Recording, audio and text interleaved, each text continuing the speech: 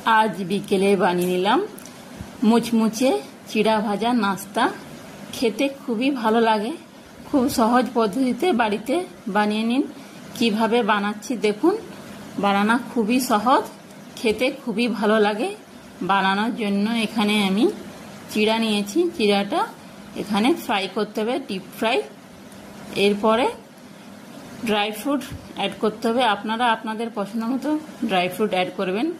আমি এখানে ছোলার ডাল, বাদাম, কাজু সব ফ্রাই করে নিয়েছি। এরপরে 20টা থেকে 25টা ক্যারি পাতা ফ্রাই করে নিয়েছি।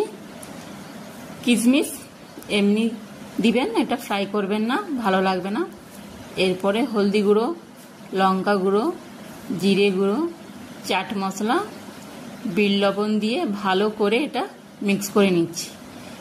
দেখুন খুব সুন্দর করে ভালো করে মিক্স করে নেবেন। খুব সুন্দর চটপটা, একদম মুচমুচে, খেতে খুবই ভালো লাগে। এরপরে একটা জারের মধ্যে ভরে রেখে দিচ্ছি।